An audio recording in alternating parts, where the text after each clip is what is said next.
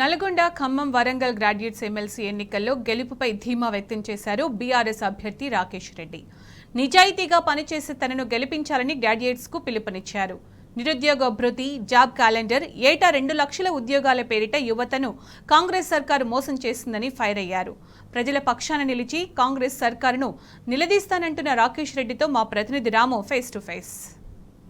ఖమ్మం, వరంగల్ పట్టభద్రుల ఉప ఎన్నికలకు సంబంధించి బీఆర్ఎస్ పార్టీ అభ్యర్థి రాకేష్ రెడ్డి గారు జోరుగా ప్రచారం నిర్వహిస్తూ ఉన్నారు. అన్ని వర్గాలను కూడా కలుస్తూ ఉన్నారు. వారితో మనం మాట్లాడదాం. ఎట్లా ఉందండి ఈ వాతావరణం అంతా కూడా? మీరు ప్రశ్నించే గొంతుగా ప్రజల ముందుకు వెళ్తా ఉన్నారు, ఓటర్ల ముందుకు వెళ్తా ఉన్నారు. ఎట్లా రెస్పాన్స్ వస్తూ ఉంది నిరుద్యోగుల నుంచి, పట్టభద్రుల నుంచి? ప్రచారం ఇప్పటికే ఊపందుకున్నది. గ్రామ స్థాయిలో, మండల స్థాయిలో, నియోజకవర్గ స్థాయిలో ఉన్నటువంటి కార్యకర్తలు అందరూ కూడా, అన్ని విభాగాల వాళ్ళు కూడా, నియోజకవర్గ ఇన్ఛార్జ్ల నాయకత్వంలో అందరూ కూడా ప్రచారంలో ఇప్పటికే దూసుకెళ్తున్నారు. నా వంతుగా నేను ఈ 34 నియోజకవర్గాలకు కానీ 9 రోజుల్లో తిరిగేటువంటి ప్రయత్నం చేసిన. చాలా తక్కువ సమయం ఉంది కాబట్టి అన్ని నియోజకవర్గాలను చుట్టి వచ్చేటువంటి ఒక ప్రయత్నం కూడా నేను చేస్తున్నా. చాలా గెట్ టుగెదర్స్ కూడా ఏర్పాటు చేస్తున్నాం. వివిధ రంగాలకు సంబంధించినటువంటి ప్రముఖులతో కూడా గెట్ టుగెదర్స్ ఏర్పాటు చేస్తున్నాం. ఎక్కడికి పోయినా ఒకటే మాట, తప్పకుండా ఇది పట్టభద్రుల నియోజకవర్గ ఎన్నిక కాబట్టి మంచి మేధావులను, విద్యావంతులైన పంపిస్తాం మండలికి, కానీ మోసగాలను పంపమని చెప్పి వారు భరోసా ఇస్తున్నారు.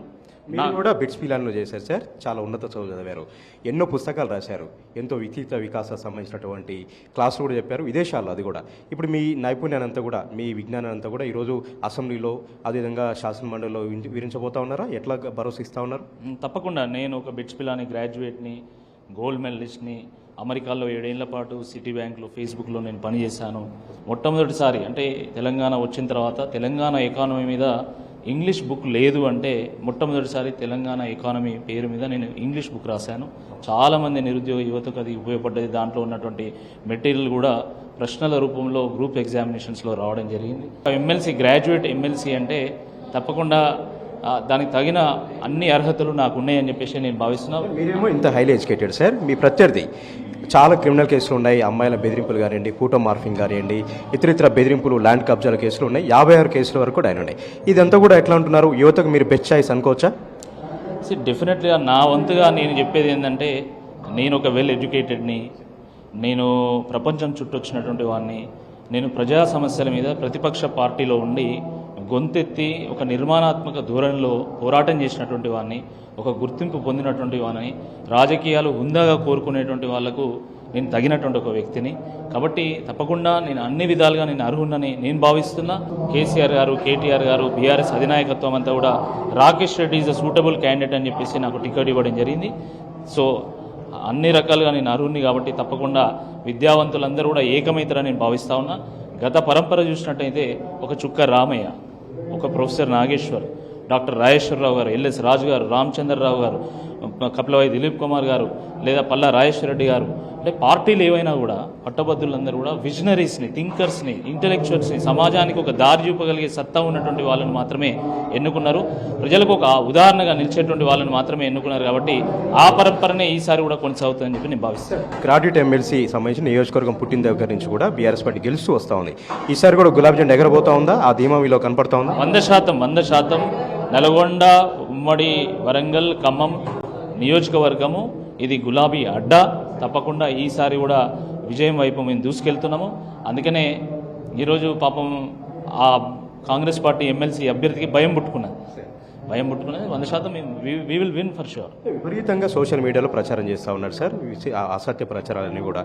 యువత తొందరగా వాటి అట్రాక్ట్ అయ్యేలా కూడా ఆయన ఒక జిమ్మిక్లు చేస్తూ ఉన్నారు. ఇవన్నీ కూడా యువత ఎట్లా అప్రమత్తంగా ఉండాలి? గ్రాడ్యుయేట్ ఓటర్లు కూడా ఎట్లా అప్రమత్తంగా ఉండాలి? సాధారణ ఎన్నికలతో పోలిస్తే ఈ పట్టభద్రుల ఎన్నిక చాలా భిన్నమైనటువంటి ఎన్నిక, చాలా ప్రత్యేకమైనటువంటిది. ఇందులో అందరూ కూడా విద్యావంతులు, మేధావులు, ఎంతో విచక్షణతోని, విజ్ఞతతోని, వివేకంతోని ఆలోచించి ఓట్లు ఇస్తారు. కాబట్టి ఎన్ని అబద్ధాలు చెప్పినా ప్రజలు వాస్తవం ఏందో తేల్చగలుగుతారు. నీళ్ళేందో పాలేందో, నిజమేందో అబద్ధమేందో, మంచేందో చెడేందో, రాయేందో రత్నమేందో తేల్చుకునేటువంటి శక్తి తెలంగాణ గ్రాడ్యుయేట్స్కి ఉంది. దాని కారణంగానే ఎంతమంది పోటీ పడ్డా కూడా ప్రతిసారి వాళ్ళు ఆనిముత్యాలు లాంటి వాళ్ళను ఎన్నుకుంటున్నారు. ఈసారి కూడా అదే జరుగుతుంది. తప్పకుండా గులాబీ జెండా మళ్ళొక్కసారి ఈ గడ్డ మీద ఎగురుతుంది. ఉద్యోగులను కలుస్తూ ఉన్నారు సార్, టీఏలు రాలేదు, డిఏలు రాలేదు, పీఆర్సీ కూడా వాళ్ళు తీవ్ర అసంతృప్తి ఉంది. వాళ్ళందరూ కూడా ఏమంటున్నారు సార్? మీరు కలిసినప్పుడు ప్రభుత్వం పైన ఎట్లాంటి అభిప్రాయం వ్యక్తం చేస్తూ ఉన్నారు? 2 సార్లు కేసీఆర్ గారి ప్రభుత్వం చూసిన తర్వాత 2 పర్యాయాలు వారికి అవకాశం ఇచ్చాం కదా, ఒక్కసారి వేరే వాళ్ళకి అవకాశం ఇద్దాము. ఎందుకంటే 6 గ్యారెంటీలు ఇస్తున్నారు, 420 హామీలు ఇస్తున్నారు అని చెప్పేసి ప్రజలు ఎంతో ఆశపడి కాంగ్రెస్ పార్టీకి ఓట్లు ఇస్తే కాంగ్రెస్ ప్రభుత్వం వచ్చిందండి. కానీ దురదృష్టకరమైనటువంటి ఒక విషయం ఏంటంటే ఏ ఒక్క హామీ కూడా ఈ ప్రభుత్వం నెరవేర్చలేదు ఇప్పటివరకు. కాబట్టి ప్రజలు దాని గురించి ఆలోచన చేస్తున్నారు. మెగా జాబ్ డిఎస్సి అన్నారు, నిరుద్యోగ భృతి అన్నారు, జాబ్ క్యాలెండర్ అన్నారు, జాబ్ నోటిఫికేషన్స్ అన్నారు, పిఆర్సీ అన్నారు, ఎటువంటి రుసుము లేకుండా పరీక్ష నిర్వహిస్తామన్నారు, డిఏలు అన్నారు. ఎన్నో హామీలు ఇచ్చినా కూడా ఏ ఒక్క హామీ కూడా నెరవేర్చలేదు. కాబట్టి ఈరోజు ప్రజలు ఆలోచిస్తున్నది ఏంటంటే ఈ అన్ని సమస్యల మీద ఎవరు పోరాటం చేయాలి, ఈ అన్ని సమస్యల మీద ఎవరు ప్రశ్నించాలి. ప్రశ్నిస్తే ఈ రాష్ట్రంలో ప్రధాన ప్రతిపక్షంగా ఉన్నటువంటి బీఆర్ఎస్ తప్ప వేరే వాళ్ళు ప్రశ్నించేటువంటి అవకాశమే లేదు. కాబట్టి నిజమైన ప్రశ్నించే గొంతుక బీఆర్ఎస్ అభ్యర్థి రాకేష్ రెడ్డి అని చెప్పేసి ఈరోజు అందరూ కూడా భావిస్తున్నారు.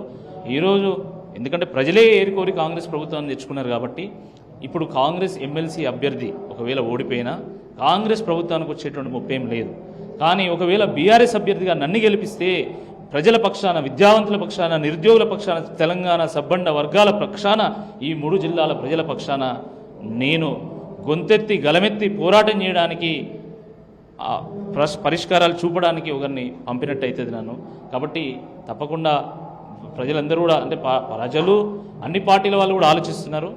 నిజంగా ప్రశ్నించాలంటే అది కేవలం రాకేష్ రెడ్డి బీఆర్ఎస్ ఎమ్మెల్సీ అభ్యర్థితోనే సాధ్యమవుతుందని చెప్పి భావిస్తున్నారు. కాబట్టి తప్పకుండా ఒక మంచి ఫలితం వస్తుందని ఆశిస్తున్నాను. ఎమ్మెల్సీగా నేను గెలిస్తే నా గౌరవవేతనం మొత్తం కూడా ప్రతి రూపాయి కూడా విద్యార్థి నిరుద్యోగ సంక్షేమ నిధిని ఏర్పాటు చేసి దానికి అందజేస్తాను.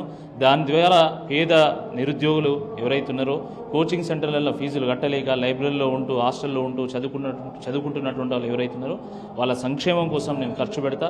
ఒకవేళ నేను ఎమ్మెల్సీ గెలిస్తే నా ఎమ్మెల్సీ ఫండ్ను కూడా గ్రంథాలయాల అభివృద్ధికి, కోచింగ్ సెంటర్లో వాళ్ళ ఫీజులు కట్టలేనటువంటి వాళ్ళ సహాయాన్ని కోసం కూడా నేను దాన్ని ఖర్చు చేస్తా.